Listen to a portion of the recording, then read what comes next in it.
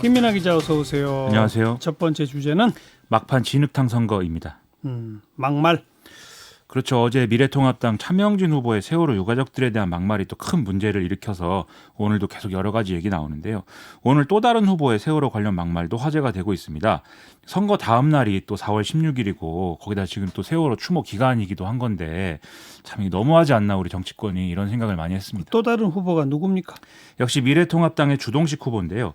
2018년에 세월호 참사를 어떤 비꼬는 글을 페이스북에 올린 사실이 뒤늦게 알려져서 또 여러모로 비판을 받고 있습니다. 그래서 이 글의 내용은 뭐 세월호 참사와 같은 일이 일어나면은 진상조사위라든지 이런 양질의 일자리를 많이 만들 수 있다. 이런 식이었는데요. 이게 제가 좀 순화시켜서 말씀을 드린 거고 실제 내용은 훨씬 더 이제 좀 문제가 될 만한 내용입니다. 그게 이게 문제가 되니까 이게 어떤 혈세 낭비 행태 이런 것들을 비꼰 풍자다 이렇게 이제 항변을 하고 있는데 예. 사람들이 그렇게 받아주지는 않는 것 같습니다. 주동식 이 이름이 귀에 익은 게 오늘 다른 막말 때문에 또 논란이 된 사람 아니에요? 그렇죠. 이 주동식 후보는 광주 서구 갑지역구에 출마를 한 상태인데 그래서 지난 8일 날 KCTV 광주 방송을 통해서 이제 방송 연설을 했습니다. 근데 여기서도 이제 쉽게 이해되지 않는 주장을 쭉 이제 얘기를 한 건데요. 문재인 대통령은 시진핑 중국 국가주석의 지시를 받는 남한 총독이다. 이렇게도 얘기를 했고요.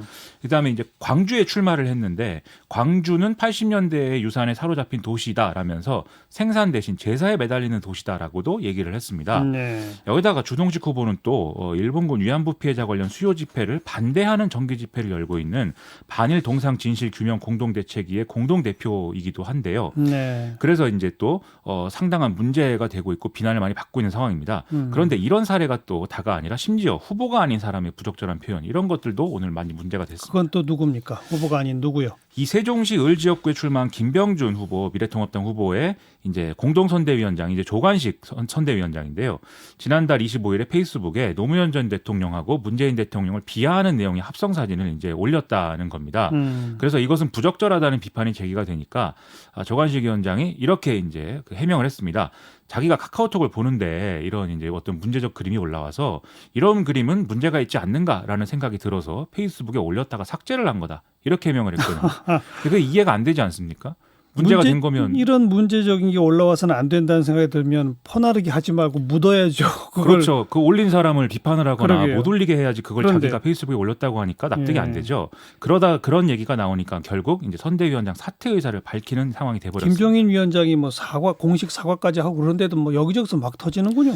그렇죠. 이 선거에 도움이 안 된다는 거 뻔히 알면서도 이렇게 계속 얘기가 나올 수밖에 없는 이유가 이렇게 막말 프레임 이런 것들이 한번 형성되면 사실 과거에 했던 발언까지 다 이제 끌려 나와서 이제 언론에 보도가 되는 게 뭐 늘 있는 일이거든요. 그래서 그런 효과까지 같이 이제 일어나고 있는 건데 그런데 지금 특히 이제 화제가 되고 또 문제가 되는 이런 사례들을 보면은 어떤 공통된 패턴이 있는 거 아닌가 이런 생각도 좀 들었습니다. 공통된 패턴? 그렇습니다. 어떤 패턴이요? 지금 비난 대상이 된 이제 대상들이 이제 세월호 유가족, 5.18 희생자, 노무현 전 대통령 이런 사람들 아닙니까? 그래서 모두 어떤 가치와 어떤 이상을 추구하는 사람들이다. 뭐 이런 이미지로 대중에 각인돼 있다는 공통점이 있다는 거죠.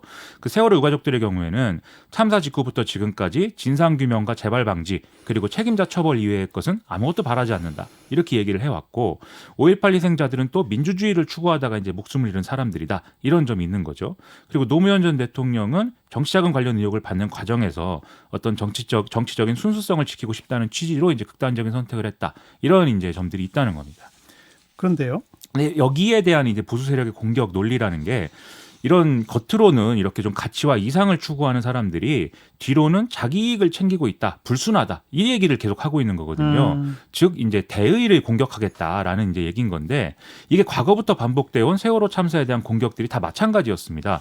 그래서 뭐 유가족들이 뭐 보상을 바라고 이렇게 농성을 한다 이런 얘기가 있었고 또 이제 지금 문재인 정권이 이걸 이제 정치적으로 활용하고 있다 이런 주장도 마찬가지 논리라는 거죠. 예. 그래서 이걸 근거라고 이제 드는 게 문재인 대통령이 뭐 방명록에 뭐 고맙다라고 썼다든지 또 천안함은 뭐 이렇게 신경 안 쓰면서 세월호만 챙기고 있다든지 이렇게 이제 얘기를 해왔는데 단순 비교가 불가능한 것들을 이렇게 나열을 하면서 좀 억지를 부리는 모습이기 때문에 이런 이제 논리를 보면 오히려 자신들이 갖추지 못한 어떤 정치적 정당성에 대한 컴플렉스가 있는 거 아닌가 저는 이런 생각까지도 들었습니다. 네.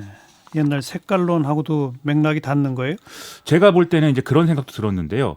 과거의 색깔론이라는 게 사실 정치적인 정당성을 갖추지 못한 정치 세력 또는 정권이 정치적 반대자들에게 마찬가지로 어떤 정당성이 모자란 북한 정권과의 연관성 이런 것들을 제기한 거 아니었습니까? 그러니까 이번에도 또 사실은 색깔론 비슷한 게 나와서 또 화제가 되고 있어서 이런 생각도 드는 건데요. 고민정 후보를 소재로 한 합성 사진이 온라인에서 나돌고 있다. 이것도 많이 화제가 되고 있습니다. 그건 또 어떤 사진이에요? 북한의 노동신문을 고민정 후보 사진하고 이제 합성을 한 뭐 그런 이미지인데 이게 내용이 고민정 후보가 과거에 이제 운동권 동아리 민중가요 노래패에서 활동을 했다. 그래서 마찬가지로 운동권 출신인 임종석 전 청와대 비서실장이 와서 지지 유세도 하고 그런 거다. 뭐 이런 내용입니다. 그래서 이게 사실 뭐 합성물이 누가 합성을 하고 유포했는지는 잘 모르지만 뭐 이 미래통합당의 경우에 결국 차명진 뭐 김대호 후보 이런 사람들처럼 크게 문제가 되는 사건에서는 사과를 하는데 뒤에서 유통이 되는 이런 흑선선전에 대해서는 나몰라라 하고 있는 이런 선거 문화에 젖어 있는 게 아니냐라는 생각도 든다는 것이죠. 네, 참 시대가 변해도 안 변하는 사람들 여전히 있군요. 그렇죠. 참. 그다음 두 번째 주제는요. 사과 연장인데요. 이재용 삼성전자 부회장의 대국민 사과 기한이 한 달 연장된다고 해서 이렇게 정해봤습니다. 뭐라고요? 대국민 사과 기한을 연장한다? 그렇습니다. 무슨 말이에요? 이게 이재용 전 부회장의 재판 과정에서 삼성 준법감시가 만들어졌는데요. 예. 지난달 11일에 경영권 승계 문제 그리고 어떤 노동에 관련된 문제 그리고 시민사회와의 소통 이런 것들에 대해서 개선 방안을 마련해서 이재용 부회장이 직접 국민들 앞에서 발표해라 이렇게 권고를 했습니다. 네. 그리고 이 방안을 어떻게 할 건지에 대해서 삼성이 오는 10일까지 회신을 해라 이렇게 권고를 했는데요. 그런데 이걸 한 달 연장해서 5월 11일까지로 회신 기한을 늘리겠다라는 게 준법감시 입장. 준법감시위원회가 이것도 삼성그룹이 만든 거잖아요. 그렇죠. 근데 이제 자기들을 이렇게 위촉한 총수한테 기한을 줄 테니 뭔가 준비해서 발표해봐라 했다는 거죠. 그렇습니다. 근데 그걸 한 달 연기해 주겠다. 그렇습니다. 이유는요? 이게 사실 뭐 코로나19 때문이다라고 얘기를 하고 있는데요.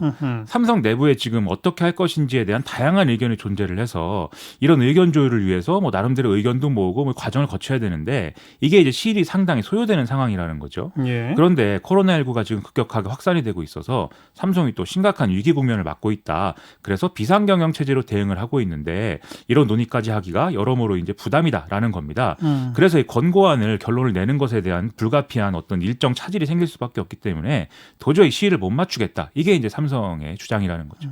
그러니까 준법감시위는 뭐라고 그랬어요? 대답을? 기한을 삼성 측이 지키지 못한 거는 실망스러운 일이다라면서 권고안 회신에 지금 높은 관심을 가진 분들이 있는데 이 분들을 기다리게 한 거 결과적으로 유감이다라고 입장 표명을 하는 그런 상황입니다. 네. 어떻게 봐야 됩니까 이거? 이게 사실 코로나19 때문에 대국민 사과를 못하겠다 쉽게 납득할 수 있는 문제는 아니죠.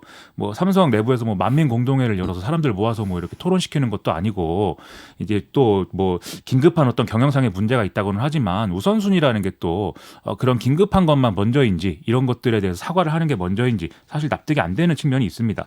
그래서 결과적으로는 현재 진행 중인 재판과 수사 이런 것들하고 연관돼서 지금 뭔가 검토가 길어지고 있는 거 아니냐 이렇게 볼 수밖에 없지 않는가 이런 생각인데요.